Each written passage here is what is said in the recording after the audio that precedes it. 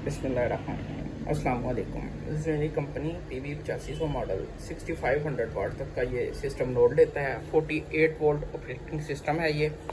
इसके साथ इस टाइम 10 प्लेट 550 वाली अटैच है। इस टाइम शाम का वक्त है, बादल आए हुए हैं तो सिस्टम कोई खासी पावर नहीं बना रहा, लेकिन वीडियो बनाने का मकसद ये है कि इसकी सेटिंग्स शेयर की जा सकें ताकि जो भी भाई इसकी सेटिंग से वाकिफ़ नहीं है वो बेहतरीन सेटिंग कर लें। तो इस सिस्टम के साथ 2 दिन पहले ही ग्रीन मीटर इंस्टॉल किया गया है। तो ग्रीन मीटर लगाने के बाद एक तो ग्रिड फीडिंग इसकी इनेबल करनी है और दूसरा इसकी कुछ सेटिंग में चेंजेस आती हैं, तो उस चेंजेस के मतलब डिस्कस करते हैं और इसकी पुरानी सेटिंग को भी चेंज करते हैं। तो सबसे पहले एंटर का बटन 3 सेकंड तक कंटिन्यूस प्रेस करके रखेंगे और ये अपनी सेटिंग मोड में एंटर हो जाएगा। तो चलते हैं इसकी फर्स्ट सेटिंग की तरफ। तो इस पर solar battery and utility select हुआ है। इसका मतलब है कि इन्वर्टर को सबसे पहले सोलर से पावर मिलेगी और फिर कंजम्पशन पूरी नहीं होती तो ये बैटरी से लेगा और उसके बाद ये यूटिलिटी से लेगा। तो नॉर्मल मोड में सेटिंग बेहतर भी रहती है, लेकिन इस सेटिंग में इशू ये है कि आपकी बैटरी कंटिन्यूस इस्तेमाल में रहती है, जिसकी वजह से बैटरीज की लाइफ कम होती है। तो अब क्योंकि ग्रीन मीटर लग गया, ये ग्रिड फीडिंग करेगा, तो लिहाजा ये बेहतर रहेगा कि हम रियल टाइम शेयरिंग यूटिलिटी के साथ करें कि अगर कोई पावर कम हो तो यूटिलिटी से ले, क्योंकि सेम टाइम पर ग्रिड फीडिंग हो रही होगी। तो हम इसकी सेटिंग करते हैं solar utility and battery. Solar इसकी फर्स्ट प्रायोरिटी होगा, सेकंड में ये रियल टाइम शेयरिंग करेगा या पावर कम होगी तो यूटिलिटी से लेगा, और देन बैटरीज जब यूटिलिटी और सोलर दोनों अवेलेबल नहीं होंगे तो तब इस्तेमाल होगी। इस सेटिंग से एक तो ग्रिड फीडिंग ज़रा बेहतर होती है और दूसरा बैटरीज की लाइफ अच्छी रहती है, क्योंकि हर टाइम इस्तेमाल में नहीं रहती, सिर्फ बैकअप के टाइम में इस्तेमाल में रहती हैं। सेकेंड नंबर पे है इसकी बैटरी की चार्जिंग, जो कि 20 एम्पेयर सेलेक्ट की गई है। इसको हम कम करेंगे, जैसा कि आप देख रहे हैं फोनेक्स कंपनी की यहाँ पर 100 एम्पेयर की बैटरी लगी हुई है। तो बैटरी की चार्जिंग का फॉर्मूला ये है चार्जिंग एम्पेयर डिवाइडेड बाई 10। तो इसकी चार्जिंग को हम कम कर 10 एम्पेयर सेलेक्ट करेंगे ताकि बैटरी ओवर चार्ज ना, उसकी वजह से गर्म ना हो। उसके बाद अगली सेटिंग है हमारी, ये बेसिकली इन्वर्टर मोड की सेटिंग है। APL सेटिंग में ये लो वोल्ट भी चला देता है, ग्रिड की तरफ से वोल्ट वगैरह लो हों या हाई हों तो ये पावर बाईपास करता रहता है। और इसमें दूसरा मोड है UPS का। अगर आप UPS सेलेक्ट करते हैं तो जैसे ही आपके वोल्ट 180 से नीचे जाएंगे तो इन्वर्टर अपने बैकअप मोड पे आ जाएगा, और जबकि APL में ये 160 वोल्ट तक अफोर्ड करता है। तो अगर तो आपके कंप्यूटर वगैरह चलते हैं तो आप इस पर UPS सेलेक्ट करें, और अगर होम अप्लायंसेस है तो APL ठीक रहेगा। तो APL सेलेक्ट करने के बाद अगली सेटिंग पे चलते हैं। क्योंकि बैटरीज हमारी लेड एसिड बैटरीज हैं तो हम इस पर FLD पहले से ही सिलेक्ट है और FLD ही इस पर सिलेक्ट करना है। अगर इसके अंदर दूसरी ऑप्शन भी हैं, जैसे कि आप देख रहे हैं यूज़र डिफाइंड बैटरी, इसमें तमाम बैटरी की सेटिंग यूज़र खुद डिफ़ाइन करता है।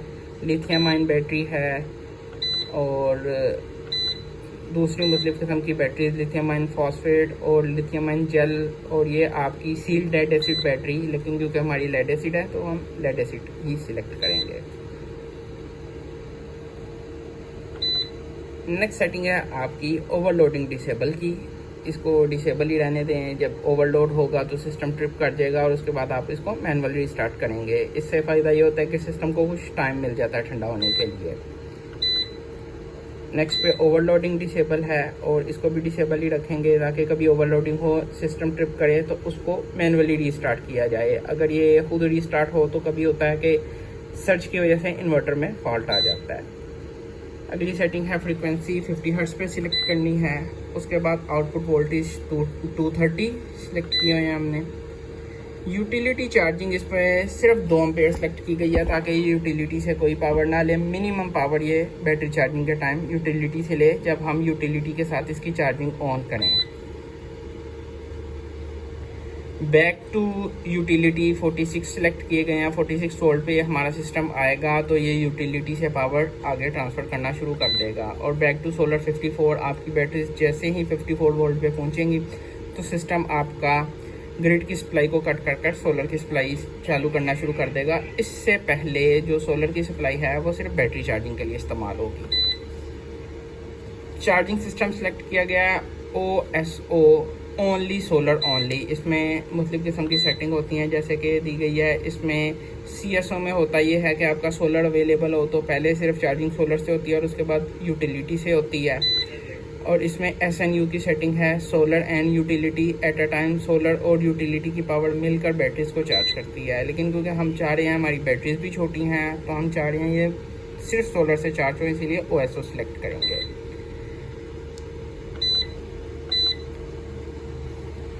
नेक्स्ट इसकी कोई सिस्टम सेटिंग है जो कि इतनी इंपॉर्टेंट नहीं होती, जो बाय डिफ़ॉल्ट ही चलें, जिसमें जैसे कि ये अलार्म की सेटिंग है, इसका बाईपास मोड है और इसके डिस्प्ले की कुछ सेटिंग्स हैं। आगे ये कुछ सेटिंग हैं जो बैटरी के बल्क चार्जिंग वोल्टेजेस और फ्लोट चार्जिंग वोल्टेजेस हैं। ये बाय डिफ़ॉल्ट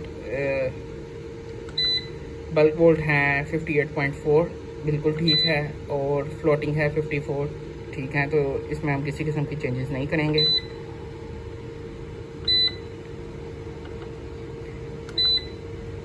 $42 वोल्ट हैं जिस पे सिस्टम बैटरी लो होने पे, जब बैटरी 42 वोल्ट पे पहुंचेगी तो ये सिस्टम ट्रिप कर जाएगा। ये इसकी सबसे लीस्ट वोल्टेज है, इससे नीचे से नहीं किया जा सकता, तो इस सेटिंग को भी हम यहीं रहने देंगे। अगर कोई चाहता है कि उसकी बैटरीज पे लोड ना आए तो इसको मैनुअली 43, 44 कर सकता है।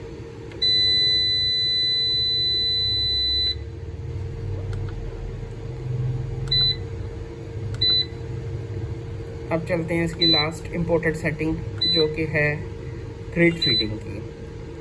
तो 37 नंबर पर इसकी ग्रिड फीडिंग जो कि इस टाइम डिसेबल की गई है, ग्रिड फीडिंग को हम इनेबल करेंगे। सिस्टम को हम हाइब्रिड मोड पे रख देंगे। ये सबसे पहले लोड चलाएगा, फिर अपनी बैटरी चार्ज करेगा और उसके बाद एक्सेसिव पावर को ये ग्रिड में फीड करवा देगा।